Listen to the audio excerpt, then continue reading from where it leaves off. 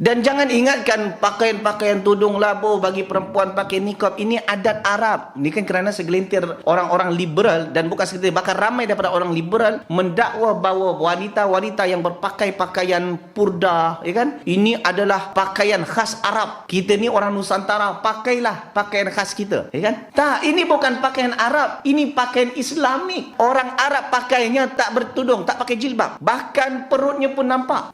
Kan ada jemaah kalau pergi ke Saudi, itu ada macam muzium lah. Di muzium itu setiap negeri ada pakaian-pakaiannya. Pakaian daripada negeri ini, pakaian daripada negeri ini, pakaian daripada negeri ini. Tak ada satu pun yang pakai niqab. Tak ada satu pun yang pakai tudung. Dari mana ni? Ini adalah syariat daripada Allah Subhanahu wa taala. Tapi orang liberal sengaja dia pusingkan, dia spin cerita ni seolah-olah ini adalah pakaian khas Arab. Bahkan orang Arab sendiri pun ramai yang tak nak pakai ini. Cuba perhatikan jemaah, kalau jemaah naik, kadang-kadang naik airplane lah, naik kapal terbang, flight tu, di airport nanti banyak wanita-wanita pakai purdah tu.